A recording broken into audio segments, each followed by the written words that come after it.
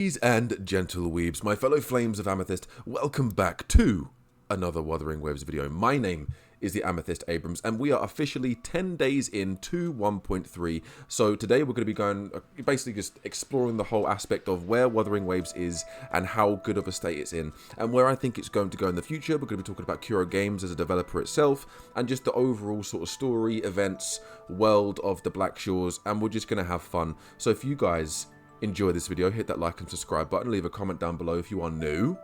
Without further ado, guys, let's get into it. First things first, 1.3 has been out for what, just over a week, come up to 10 days now, and so far I've really been enjoying it. I've thoroughly been enjoying Wuthering Waves 1.3. I've enjoyed the story, though it has its problems. And the community has basically vocalized how these problems are affecting them in their day-to-day lives, and how it's affecting their gameplay of Wuthering Waves. And some people have just had not any problem to say about it. Like, some people have had no problems to say about this game at all. I, for one, have two main issues. One of them being the plot armor at the end. There is plot armor in this story. And what I mean by that is, do you guys remember at the end of the frame rate drop, sort yourself out, remember at the end of the story when we came to and we went to visit Shorekeeper at the observatory tower, and she basically was like, we found the new core. We never actually knew what that new core was. Now, my opinion is that's just plot armor, and that was them just, that was a way for them to end off the update with a happy ending. To say, look, we don't, Kuro game, the rover doesn't need to become the new core. Shorekeeper doesn't need to become the new core. We found a new core, new core for the Tethys system, right? Which is great, happy endings. I love happy endings. The problem is, it's very much plot armory. And what I mean by that is, there was no explanation, there was no reason for this to happen in the space of 3 days, because it said wait 3 days, then go to visit and talk to Shorekeeper. In the space of those 3 days, they figured out a name, or I figured out a new core, a name for this core, or whatever the hell this is, to sustain and basically balance the Tethys system from overloading and being corrupt and whatever else was going on with the Tethys system. And they never quite explained what it was. We never knew what it was at all. Like, we had no idea where this came from. Shorekeeper was like, oh, we found like a new code, or we found a new way to sustain and balance the Tethys system's core. We're good. Without an explanation. Now, 1.4, when Camellia launches, we're most likely going to get an explanation to what this core is, or we're going to see the core. However, a lot of people would have rather them at least shown it, briefly, even if briefly, or told us what the new core is. I just think it's plot armor. Everything we see has plot armor. Anime has plot armor. A lot of games has plot armor. It's plot armor. It's annoying, I know. It's annoying for a lot of people, but it is what it is. And that's just the way it is. Like, if we find out what this new core is in 1.4, which it means that they always planned to show us what this new core was, but just in the follow-up patch. Maybe they planted that seed to make us go, oh, I wonder what the new core is. I wonder what it is. We don't, until 1.4 comes out and we play 1.4 story when Camellia drops, we're never going to know. We're never going to know what they had planned, right? So until that happens, we don't know. Also, Alto's role. Alto just felt like a little bit of a, oh, we need a character to basically show us around the Black Shores briefly. Who can we have? Well, Camellia's a big role, the Black Shores. No. We can't have Camellia. No. We can't have. We could introduce a brand new character, be it a new 4-star or 5-star. No. We can't do that. No, we can't do that. We've got Yoo-Hoo. We've already introduced Yoo-Hoo. We can't do that. We need something that fans are going to love. Fans are going to just go rave about. We need something. We need Chef's Kiss character, like implementation here. Oh, what about Alto? Give that man a raise. That's a perfect idea. Get Alto in here right now. What? But sir, why do we need Alto when we've already seen Alto? Like, don't you think that's a little bit of a, doesn't matter, Alto will do. He's a fan favorite. He's a fan favorite 4-star. But we don't know anything about, that's fine. We're putting Alto here. And he'll show us around the Black Shores. He'll tell us that the towers around the Black Shores, as we can see here, 1, 2, 3, and we're on the 4th one now, are all corrupt. and all he'll do is tell us to get to the towers and decorrupt the towers. That is what he will do. Okay, so you don't want to introduce a new 4-star? No. We've got Yoo-hoo. Okay, and you didn't want to make Yoo-hoo a new member of the Black Shores? No. We can't do that. Okay. Camellia? No. We'll save her for 1.4. Okay. And you don't want a new character? No. Okay, Alto will do. That's what it felt like. It was like, Alto's a fan favorite. We don't want to introduce anything new, and we don't want to give players anything that new or that interesting, so we'll give them Alto. And he'll show us around the Black Shores, and he'll tell us that something's going on and we need to fix it. It was cool to see Alto. I like Alto as a character. His persona, his attitude, like the way he talks, the way his personality is. I love Alto. I think he's great. However, I think it was a little bit of a last minute, we need a character to be this role, let's just put Alto there. So that's exactly what Alto was, in my humble opinion. I know some people share the same opinion, some people don't share the same opinion. But that's my take on what I think of that scenario, of that situation, right? Also, the overall story of I'm a hopeless romantic. I love a romantic story, and it's a tragic love story, and I don't care what people say. I like it. It made me cry twice. You don't have to like it, but I like it. And that's that. That is it. If people have an opinion saying they don't like the story, you are entitled to your opinion. I like tragic love stories. I like rom-coms. I like romance. I am a hopeless romantic. Therefore, I overall like the story. Okay? I thought it was really good. I can see why people didn't like it. It definitely has its problems. But I, for one, loved it. And that's the way it is. The events. We had the bounty hunting event where you basically go around the Black Shores and collect game cartridges and give them to GACHA'S, which is another Q-bot, and he gives you contracts to basically kill these certain bosses. They're all over the map. They're pretty cool. They're pretty difficult fights, not the easiest fights. They're pretty fun. Pretty good little event there. We had the brand new multiplayer event, which I've dabbled in briefly, and it's okay. It's pretty good. It's just a boss rush. It's literally just boss fights with your friends, and a little bit of a story that's sprinkled over the top. So yeah, like I think that's just, it is what it is. That's just a multiplayer story that I think's pretty good, and that I think scratches the surface of multiplayer going forward. I'm going to be doing a discussion video on multiplayer and the future of multiplayer, and how much potential this has, and I'll share that with you guys as time goes on. What other events did we have? I think those are the two main events at the moment. We have an encore story event coming up very soon in part 2. They haven't announced Depths of Elusive Realm, which has upset me because Depths of Elusive Realm is a very good endgame mode, and I think they should have kept that in the core aspects of the game. I think they should have kept that as a permanent mode. You know, Towers of Adversity is permanent. Why can't Depths of Elusive Realm be permanent? That's just my opinion. I think Hero Games as a developer is to me implementing game of life, quality of life changes that the community have, you know, unanimously said is a problem, or things that need to be implemented and put in. And I think they've done that, and I think they've listened to 80 to 90% of what we've said, and they've implemented it into the game. Sure, there's a lot of things that still can be improved. Like, I still suffer from optimization issues with frame delay, and I still suffer from long loading screens, which is annoying at times, but overall I'm pretty sure as time goes on they will fix this. People really want the PlayStation Edition to release very soon, and I say, optimizing a game, look at the launch and look at the optimization issues we had on the PC, which arguably is a more powerful system than the PlayStation 5. So re-optimizing that and porting that over to a PlayStation, to the PlayStation 5, is probably a difficult job. So we just need to let them cook, let them figure it out. I don't think they want the same kind of launch as we had on PC, in terms of bugs and issues. So I think they're trying to iron out basically all the problems they can before they release it on PlayStation, which I think is fair, which I think is 100% valid and fair.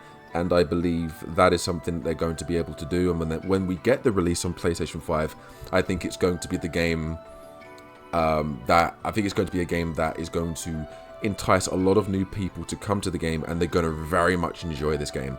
Because by the time they get hands on the game, they're going to go through 1.1, 1.2, no, 1.0, 1.1, and 1.3's main story. 1.2 was an event story only, so I don't think they can access that until they choose to return it, or until they choose to bring something of the equivalent back. But PlayStation players are going to enjoy this game. If they're an open world RPG fan, which a lot of PlayStation players are, they're going to enjoy this. If they're gacha game fans, which a lot of players are, they're going to enjoy this. And if they're an anime fan, they're going to enjoy this. What's this?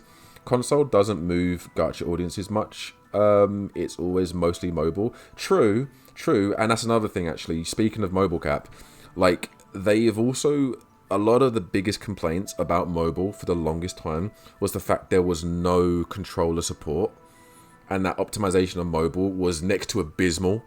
And 1.3, they implemented a lot of changes to mobile, one of which including the controller compatibility.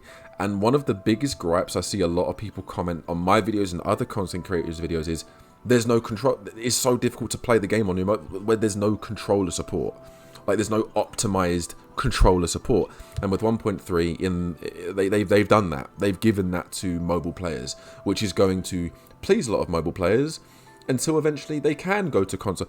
Because I know a lot of mobile players that play this on mobile that own consoles, that don't own PCs. And they said as soon as it releases on PlayStation, they're going to migrate immediately over to PlayStation. And I know a lot of people that are doing that play it on mobile because they don't own a PC. So it's possible that PlayStation are either going to migrate mobile players over to them, or they'll invite new players as well. Or players that are on PlayStation that don't know anything about Wuthering Waves, that may have heard the name but haven't really, it's not on PlayStation, I don't give a shit about it. It will appear on the PlayStation Store. They'll be like, oh, okay, let's have a little look. And then, word of mouth, Right now, optimization is in mobile is really good. I'm guessing you play on mobile then. Nabble, I'm guessing you play on mobile then. That's good. See, right there, that's good. I'm glad mobile players are getting what they've always wanted. I'm glad mobile players are getting the support that they've been crying out for. So I'm interested and intrigued seeing what other quality of life changes Kuro are going to make. Because there's still a few things that we need. And there's still a few things that I think Kuro are planning on doing. Off the top of my head, I can't tell you. I know people like what? Like what, Amethyst? Like what? Well, right now, I can't think of the top of my head. But the long loading screens need to fucking stop. I'm sometimes in a loading screen for 10 minutes, as is recently. Long loading screens need to stop. The frame delays and the frame rate and the frame drops, they need to be fixed. That needs to be fixed. I know the specs on my PC. It should be more than enough to handle this. That needs to also stop. Kuro needs to stop having temporary modes in Wuthering Waves. The tower defense multiplayer mode we had, why was that temporary? Every update, just renew the rewards. Like, you don't need to make that temporary. You need to have more permanent multiplayer modes. That's one of the things that I've always said about Wuthering Waves. You need more multiplayer support. Push multiplayer. For the love of God, look at the competitors you've got. There isn't much of a competitive scene. Genshin Impact's multiplayer is doggy doo-doo. It's dog shit. There's no competition for an open world gacha game that has multiplayer. Mobile optimization has come a long way since launch. Good. Laptop went home, mobile went out. No lags in mobile, really smooth, even in low phones. Good. That's good. See, that brings me hope. That tells me that they are listening and that they are doing what a lot of people demand and what a lot of people want from them. But in terms of gameplay changes, yeah, Just make the multiplayer modes permanent. It shouldn't be difficult to make these multiplayer modes permanent. You know, I don't want it to rotate. Every update we get something new, but the old thing's taken away. No. Depths of Elusive Realm, make it permanent. The Tower Defense multiplayer mode that was here last patch, make that permanent, because that was really fun. The boss rush event that we've got now, continue to make that permanent. For the love of God. It's not difficult. It's not hard. It's not difficult. I remember there was, like, ages ago, pre-release, there was footage out there of a multiplayer Towers of Adversity where 2 people could take on a Tower of Adversity. I don't know whether they've scrapped that or whether that's coming later down the road. But that could be something that people enjoy as well, because it's multiplayer endgame mode. It's multiplayer. Weekly bosses need to be multiplayer. Weekly bosses need to be multiplayer. We need some sort of difficulty. Multiplayer difficulty. Going into domains and just clearing them out like that is not difficult. And it's easy, it's simple, and it's boring. Which is why these limited multiplayer modes are so fun. Which is, I think, the reason why people are wanting them more. Because there's an element of difficulty to them. And there's an element of skill. There's an element of fun. It's not brain dead, you know, hack and slash destroy. Nuke. Okay? Nothing like that. But then again, like I said, Curo Games, I have a lot of faith in Curo Games. This is the 3rd patch in to Wuthering Waves, and I think the state of the game isn't bad. Looking at the revenue report, look at what we had through August and September. We had 1.2. One of the premium 5 stars was given to us for free. And the other 5-star, there was no hype around, because all of the hype was on Zhang Liao because he was for free, and a lot of the focus on the new update and the event was around Zhang Liao. So of course people were going to be more interested in Zhang Liao, and then when people played the story of 1.2 and people completed the event and people completed his part of the story, the character grew on players. So of course people are going to look at Gigi and go, no thank you, I'm good, you know. So that is one of the reasons why the revenue was so, not even so bad. They updated the revenue report. It was like 10 million. Wuthering Waves made 10 million, not 5. So I don't know what happened there.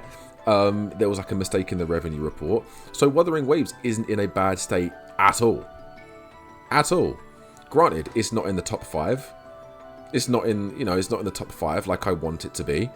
Love and Deep Space is still up there. There's how that is still number 1 or number 2 is crazy to me. But it just goes to show that women are a big selling point. So Curo Games, implement big muscly hot men into Wuthering Waves. Give me a Pompeii. You guys know who I'm talking about. Have you seen Pompeii? Pompeii from ZZZ. Give Wuthering Waves the Pompeii treatment, and I guarantee we'll see revenue fucking skyrocket. Give us a Yarn, but make him a little bit more, give him a bit more of a face.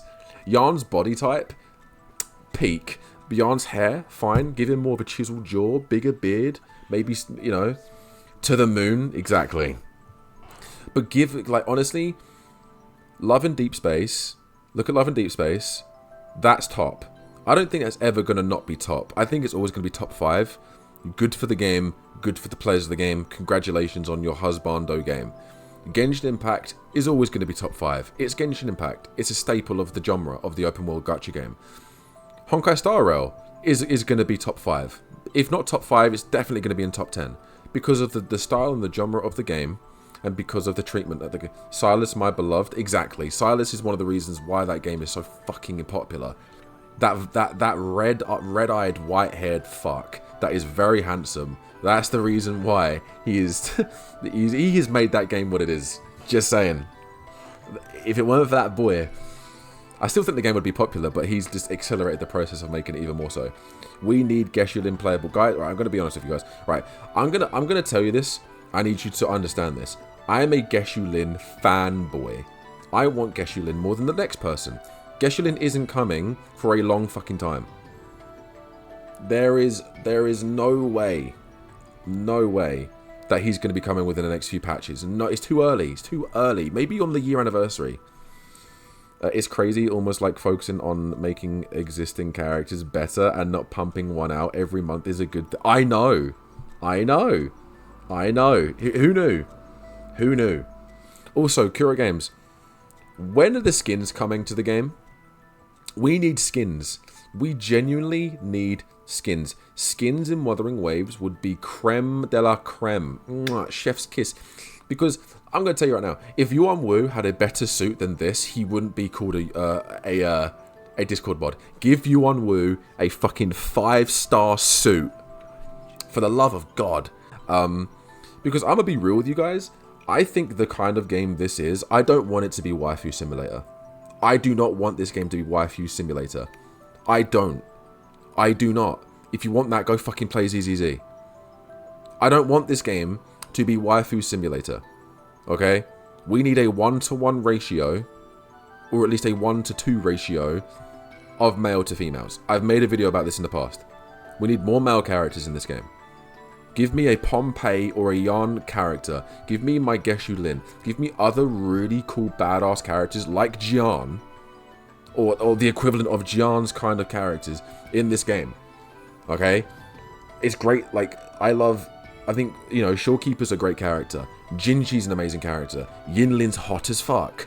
But I would very much like a 1-to-1 ratio guaranteed almost every single time for this game. I don't want one female, one male. Make the female hot as fuck. Make the male manly as fuck. I'm just saying, this is my opinion here. This is what I think the game needs. People are probably gonna watch this and have me shot. I don't give a shit. I don't give a fuck. This is my opinion. This is what I think the game needs. This game does not need to be Waifu Simulator. And I've seen many content creators say we need bikini skins in this game. I disagree. No, we fucking don't. No, we fucking don't. I don't want bikini skins in this game. Give them alternate skins. Give them different attires, of course. Give Jinshi a full set of fucking badass armor with a new hairstyle. All day, every day. Give Yuan Wu a brand new suit. Fucking hell, give Shorekeeper a new fucking suit. That's near enough a fucking bathing suit. But I don't care. I don't care about, like, if I want to simp over female characters, I will go and simp over Jane Doe and Caesar. Is it Caesar from ZZZ? Yeah, I'll go and play that game. Okay?